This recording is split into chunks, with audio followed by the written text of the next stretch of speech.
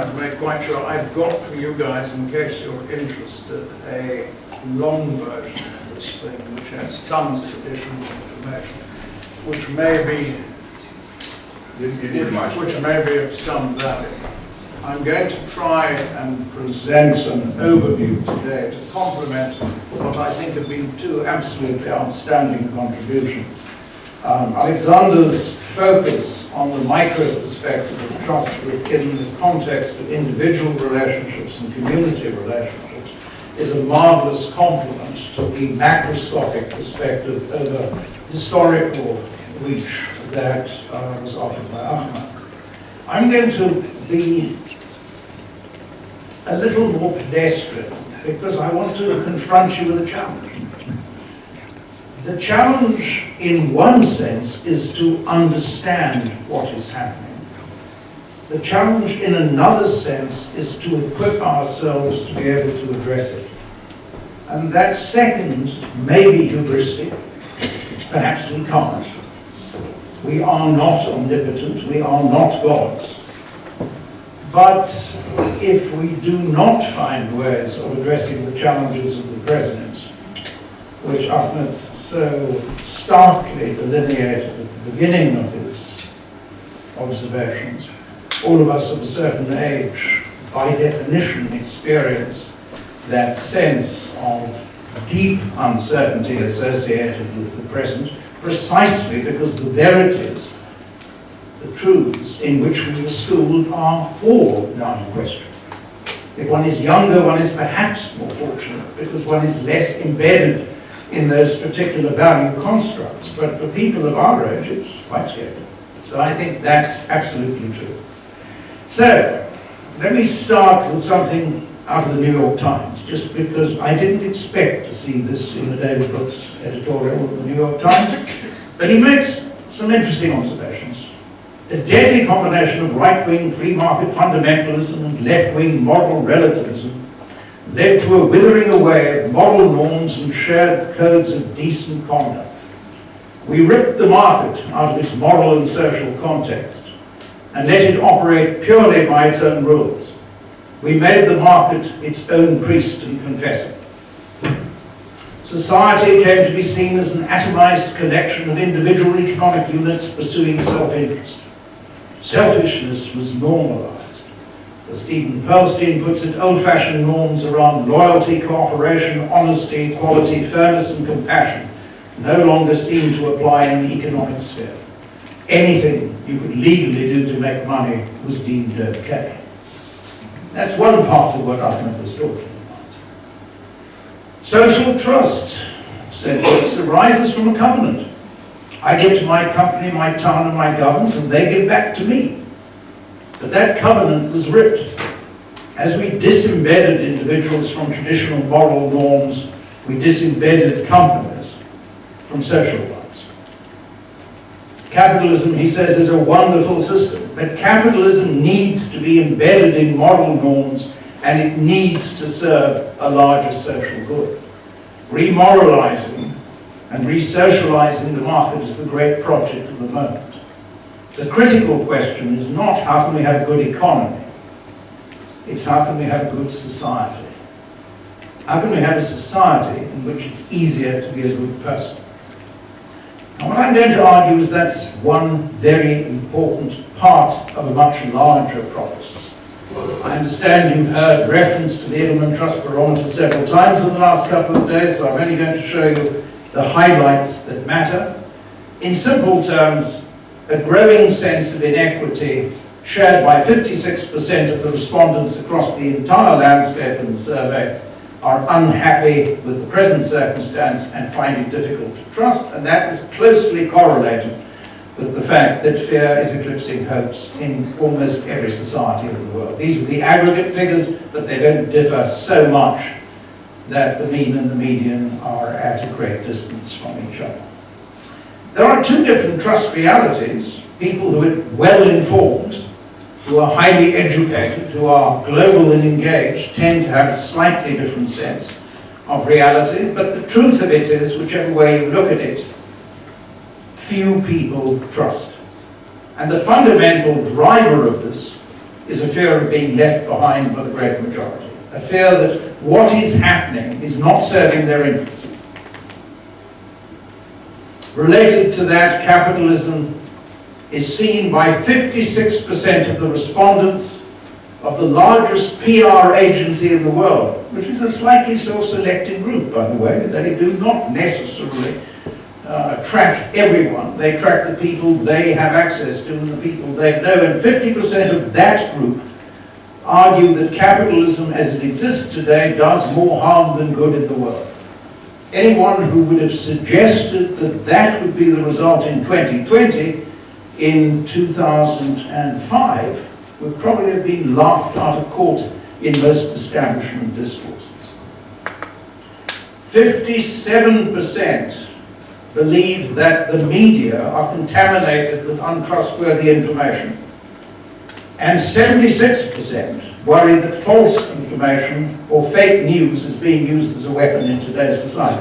Now, the reason I'm showing you this is that it actually begs the question, how on earth could you trust if this is the overall perception of the reality? Needless to say, in that context, societal leaders are not trusted to address the challenges we face. So the people who have got to positions of leadership in a circumstance where the system appears rigged against the majority are obviously not trusted. And they've come up, it's the only innovation in the survey, but they've come up with an interesting 2x2 matrix of ethical behavior and competence. And the curious phenomenon is that no single institution considered in the survey, not governments, not media, not NGOs, not business, are regarded as being both ethical and competent. The closest to something that you could feel enthusiastic about is NGOs who are sort of ethical but very incompetent, and business who are sort of competent but fundamentally unethical. Right? That's not a great picture of the world. It's pretty difficult to have trust in a world that emerges like that. Now, all I'm seeking to show you here, the detail is more complex than I have time to deal with, but this is a McKinsey study, once again, archetypally establishment in respect to the whole, and what they show in these slides, which you can examine at length on your own, are that basically no one is benefiting from the present situation. Every single structural group within society today are fractured, fissured, and the majority are not benefiting from the outcomes. And if McKinsey produces a report like that, this is hardly the hard left, if I can put it that way. This is the archetype of advice in respect to the corporate sector. But if you thought that was bad, then you didn't hear most of what Ahmed was saying. This is now David Petraeus, who happens to head the think tank. You may recall he was the head of CENTCOM and a four-star general who now runs the think tank for one of the largest private equity groups in the world.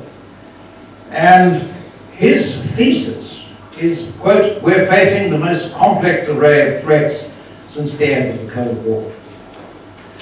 That's the geopolitical dimension of the socio-economic face that we discussed a few seconds ago. So let's have a look at what that might be, and I'm going to do this at high speed, so forgive me, but you can go deeper if you choose in the slides. The first thing is what's been touched on already.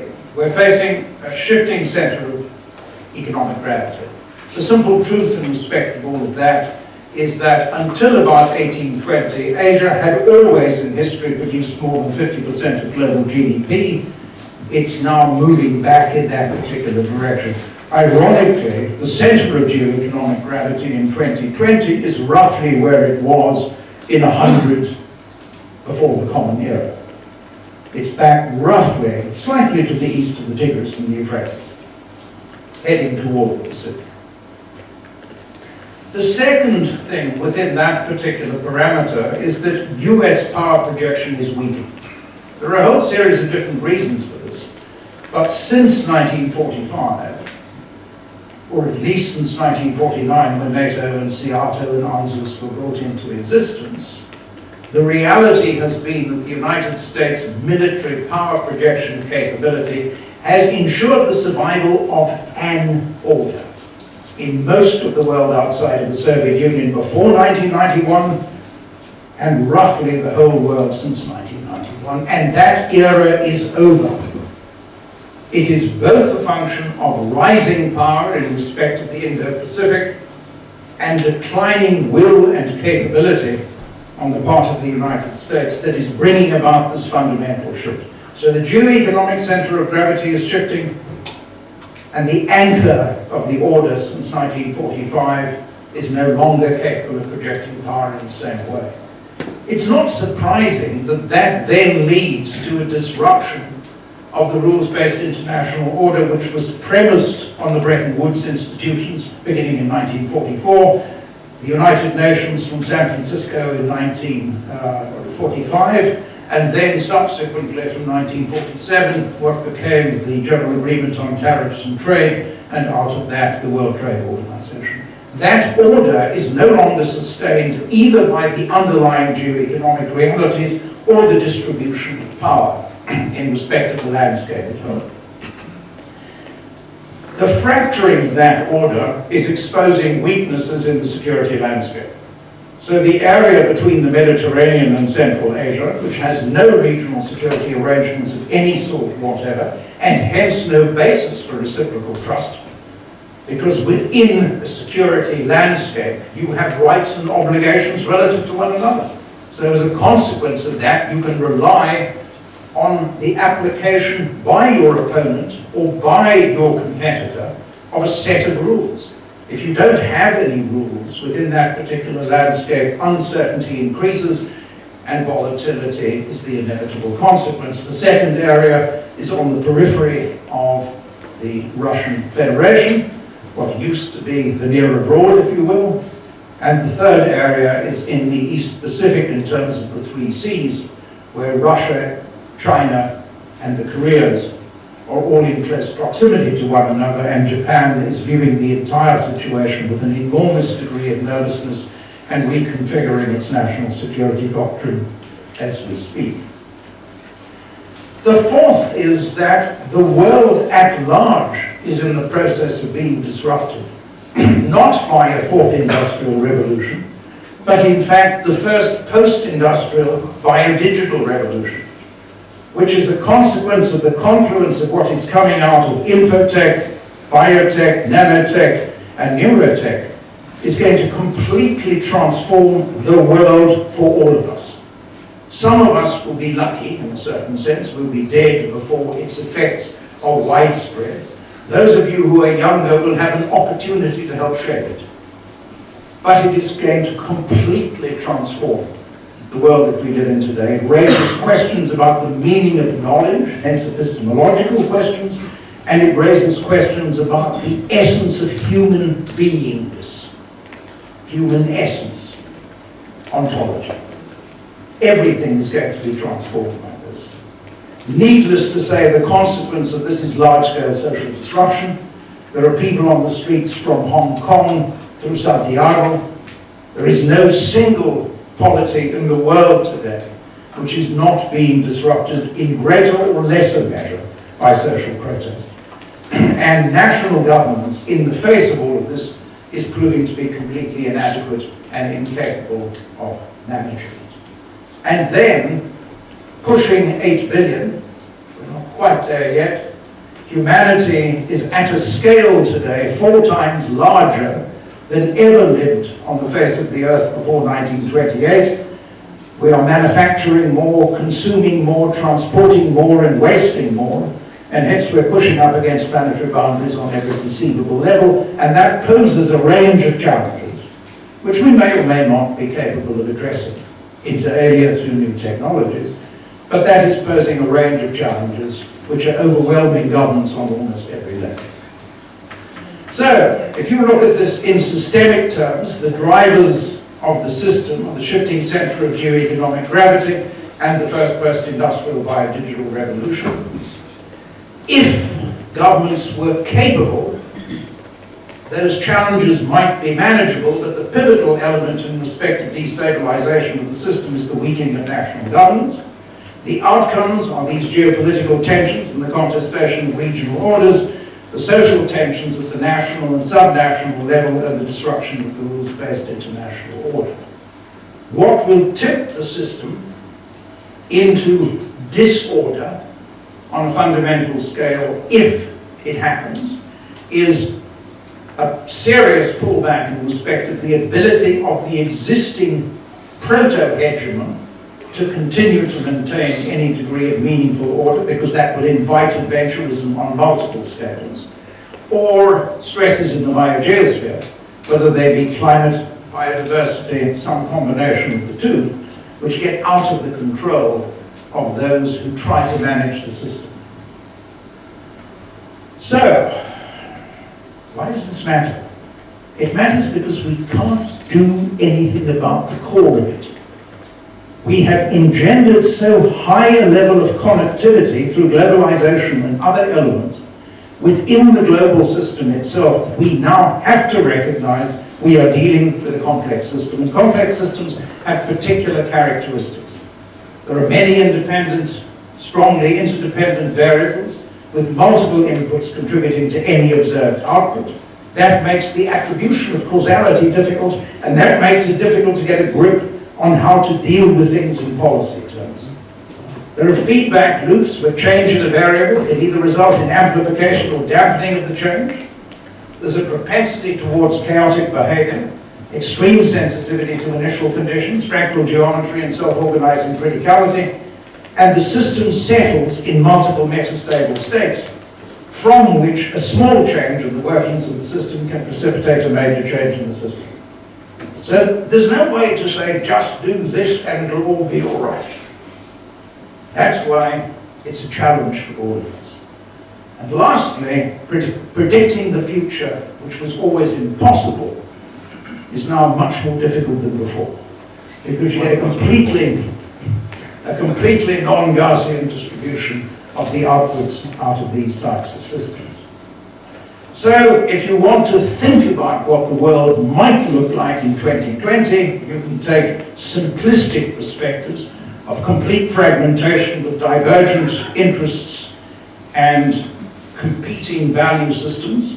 There's a third scenario baked into the original set, which postulates that Europe could possibly play a bridging role if Europe manages to develop a coherent perspective of how it might play that role. At the moment, that seems a little uncertain. And then we have challenges to all of this as a consequence of what is occurring in the overall realm of cyberspace. I'm not going to go into the details right now. Once again, they're set out in respect of, I take it, the Paris Call for Trust and Security in Cyberspace as an index of the sort of challenges we face in this regard, but it is by no means the only effort. And then, of course, we have this marvelous thing that has now been sprung upon us. It's not a black swan, it was utterly predictable. When we were looking at the emergence of global pandemics in the late 1990s, the only question was how many were we going to see before 2020. Gates, for whatever that's worth, says that his greatest fear, the one thing that wakes him up at 2 o'clock in the morning, is a global pandemic with high morbidity and rapid human transmission. So this is not a problem that's going to go away, but it has, within the context of complex systems, enormous implications. So what does all this mean? How do human societies deal with these types of challenges at these sorts of scales? Well, hypothetically, you can adapt. And that's what all of our policies are premised on. If you adapt radically, there's a new paradigm shift.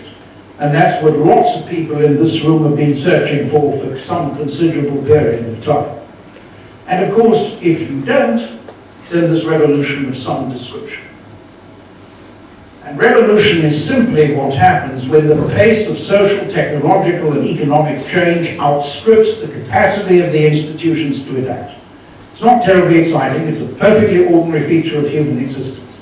So you can plan for it. That's the famous McKinsey 7 S's, where strategy drives everything else in the system, and you can think it through carefully and you can plan effectively.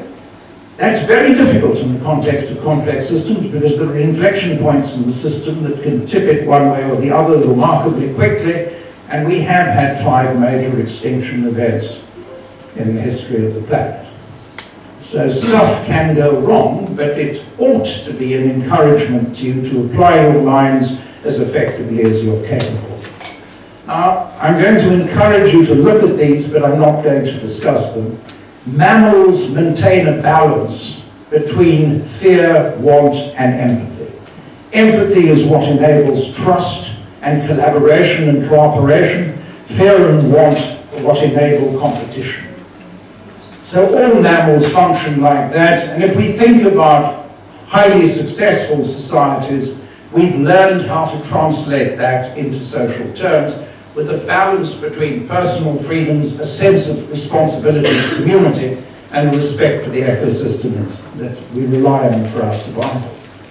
But we get it wrong about as often as we get it right, and that's one of the reasons why the pyramids and the Sphinx and Taph Jansit and Pasargod are in deserts today. We exceeded the carrying capacity of the ecosystems. So it's quite clear that we need a new social contract, and all of us are trying to work out what that should be, and it's well worth thinking about those elements and applying your minds to it. I don't wish to impose anything of any sort whatever, but here are some thoughts around it. There's lots of work being done on how we might manage transitions in this regard. There are schemas for policy design. The ILO is thinking about how to redefine the future of work. There are discussions about how to recouple economic and social progress in a variety of different ways. And of course, there are lots of indications about where that's working and where it's not. I'm going to leave you with one last thought. On a human scale, on an individual scale, to come back to the microscopic dimension of it, Amartya Sen got most of it right when he was talking about development as freedom some time ago. He argued that the only way to make a society function is to create independent agency, independent capacity to address challenges of deprivation on an individual level within society. And he said, for that we need political freedoms, economic facilities, social opportunities, protective security, and guarantees of transparency. That's about as basic a set of underlying principles as you could probably come up with.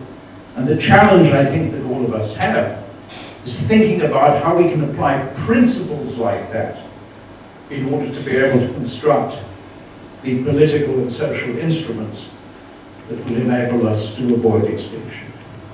Thanks very much.